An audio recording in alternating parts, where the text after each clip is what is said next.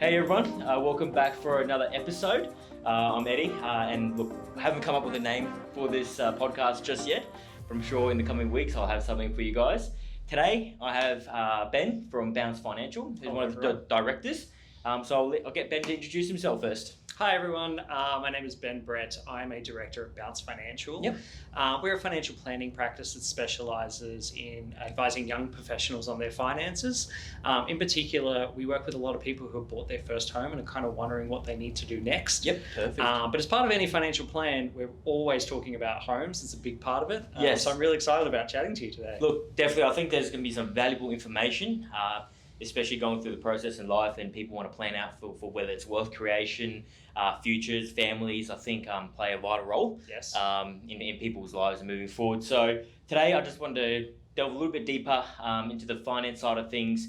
I mean, at the end of the day, I've come across clients in the process of selling property, and people sometimes are a little bit confused about the structure. Yes. And like you said, where they are at after they maybe bought their first house, Yes.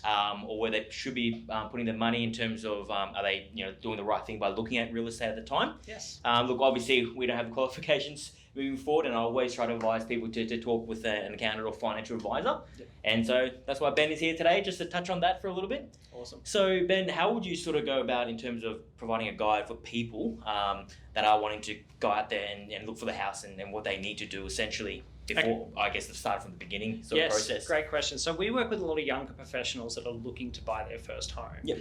And this is a big step. This is one of the biggest purchases they're going to make in their life, and it's a purchase they haven't made before. Yeah. So really they come to us thinking, how much can I spend on this house? Now, a lot of people, what they do is they see a mortgage broker, they find out how much they can borrow, and they kind of just maybe pull it back a little bit from there and they borrow it. They're assuming that the bank is only going to lend them money they can afford, and that's just simply not the case. We cannot trust banks with these things.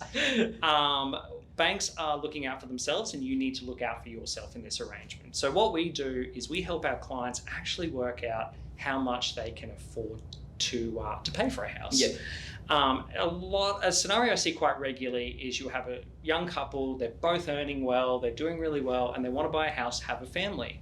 The problem is once you start introducing a family, you halve your income. Of course. So we have a saying that you should be able to afford your house in your worst years, not just your best years. And that's something that gets forgotten. We look back on our past, we've been earning good money, and we think, oh, okay, I can afford this house. But it's stable.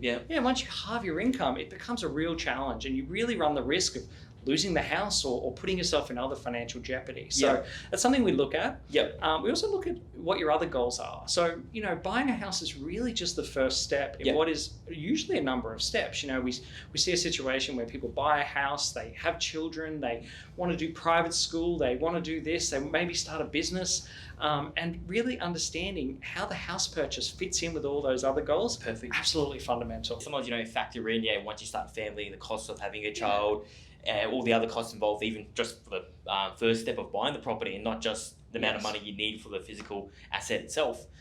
So I think it then becomes viable for someone to liaise with a financial advisor at that point in time. Yeah. Sort of go through that motion. Yeah, the thing I always say is that the concept of saving for a house is not difficult. My clients are very smart people. They know that if they need this much deposit, they put this much away every week, and they'll get there. Yeah. Once you start introducing those combinations of goals you want to achieve, paying for that private school, starting that business, buying the house, doing kids, how long off on maternity leave, that's where it gets really, really complex. Yep. And that's where I think we add a bit of value in, that we actually model out year on year what that looks like for you. Yep.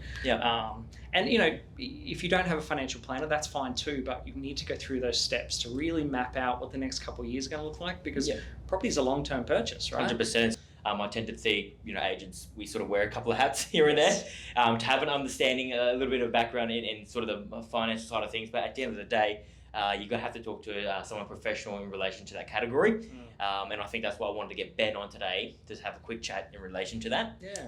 So basically, from looking at it as a buyer, there's really two parts there: buying a property, moving in with a family as an owner-occupier, or an investment. So what are sort of some of the differences that you see in terms of how people should approach that? Yes. It's a really great question, and I assume as a real estate agent, you're looking at property as a whole, whether it's an investment or owner-occupied. Yep. Relatively the same, things you're looking for.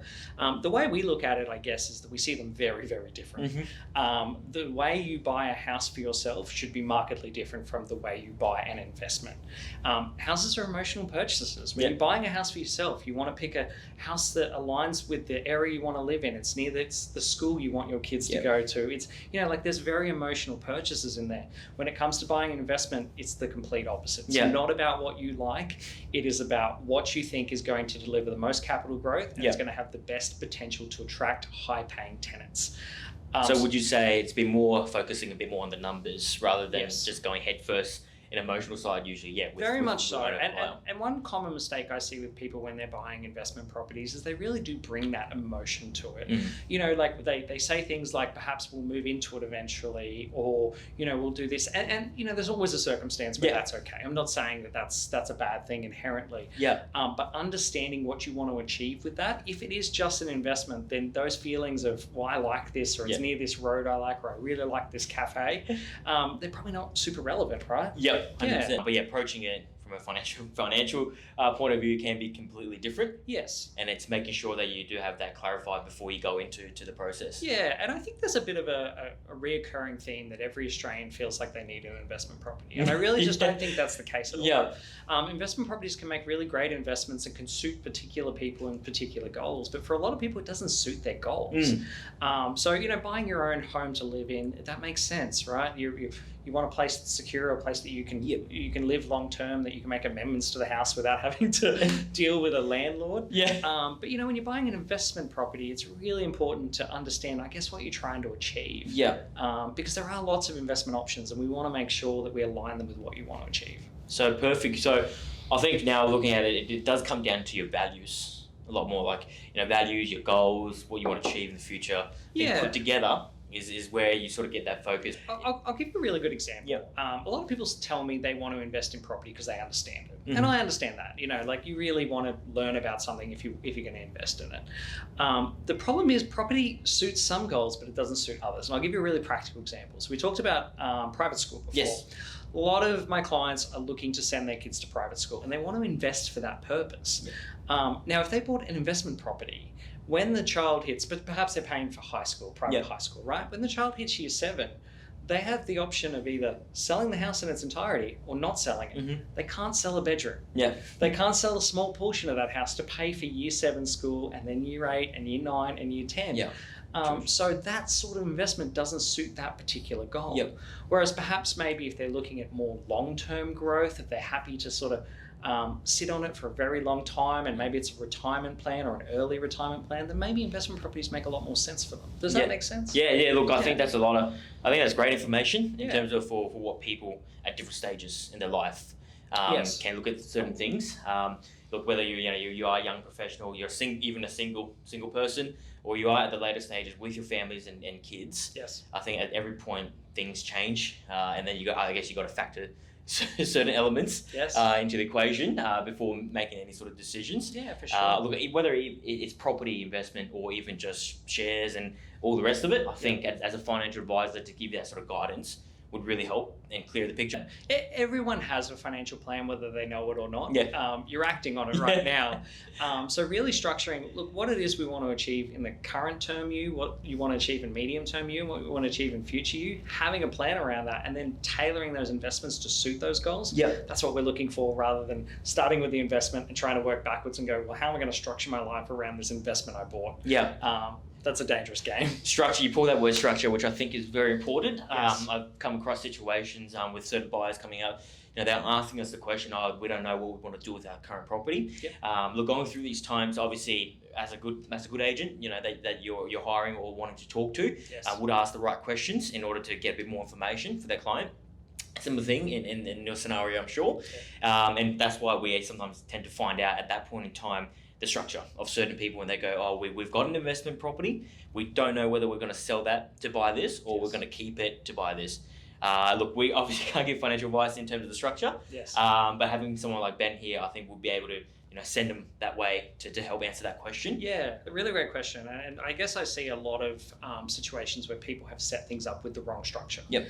And a common thing I see is that people buy a home, they live in it, they pay it down a fair bit, and then they turn it into an investment and they buy another home. Yep. And they can end up in this situation where they haven't structured their loans correctly and they're really suffering some tax disadvantages because of it. Yeah.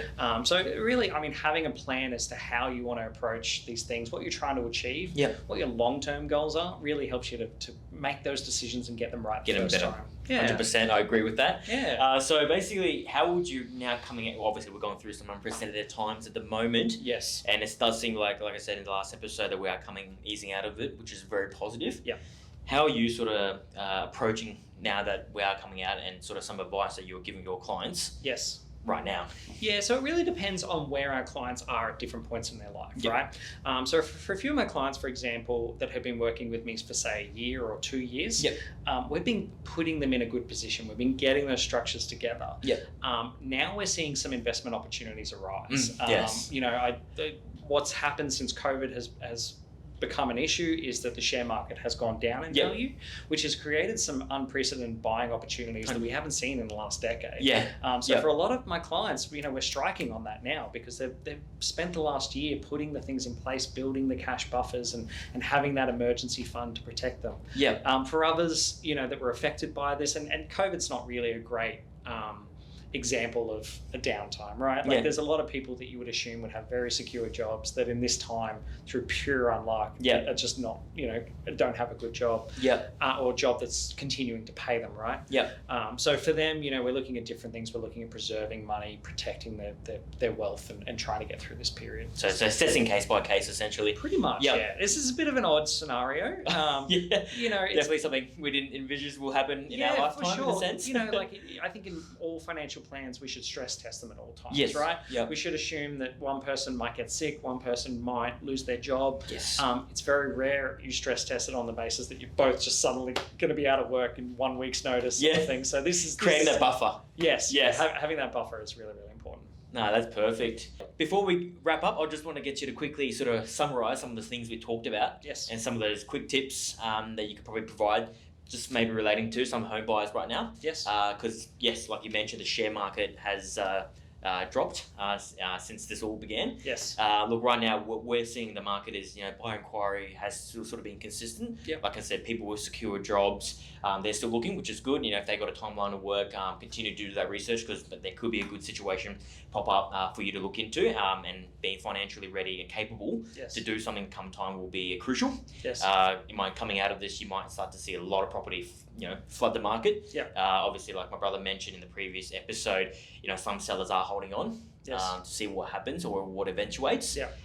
So just wanted to see what kind of tips, for those kind of people that are umming and ahhing or don't know what to do, whether they should pull the trigger now or wait. What kind of tips you could provide in that sense before we wrap up today? Really good question. It really depends on where you're at and what's happening in your life, right? I think that the greatest risk you can make right now is to act really quickly on something that doesn't suit your long-term goals. It doesn't matter if there's great opportunities that exist. If it doesn't suit your long-term goals, it's going to be a bad idea for you. So if you're buying a house to live in that you can't afford right now, or isn't going to suit you, you want to move in the next 2 years, or you're looking to invest but you're not really in a position, it's best to really focus on what is it I'm trying to achieve, what is my financial plan, and stick to it. Yes, opportunities arise, and if you are in the position to take advantage of them, great. But don't feel pressured into making quick decisions, right? Especially now where there's a lot of emotion around. We're all feeling stress, we're all feeling the pressure of it all. 100%. Take a step back. Opportunities will always arise, but if you are in that position, then now's a great time. I think what we can take away from today, 3 key points from what I've basically is research. Plan, and obviously planning part is very important if you do have a family involved. Kids, things like that, and then execute. Look, with today, I really hope that it's helped answer some of those questions, or even giving some of you people out there listening some tips. If you're right now just at a researching stage, whether it's for property or wanting to get into serious about investing and wealth creation and thinking about the future, or maybe you're at a crossroads right now that you don't know what to do, and maybe you already have a property or shares and things like that, or you just want to get some financial advice simply. So thanks for your time today, Ben. Really appreciate it. guys, I'm going to put Ben's details for Bounce Financial at the very end of this video. So feel free to give him an email, give him a call or text. I'm sure his phone's on 24/7, just like ours in real estate. So call him day and night on the weekends. I'm sure he'll be happy to help. Love it. But yeah, we'll wrap up today. And thank you for listening and thank you for tuning in. And we'll see you next time. Thanks, guys.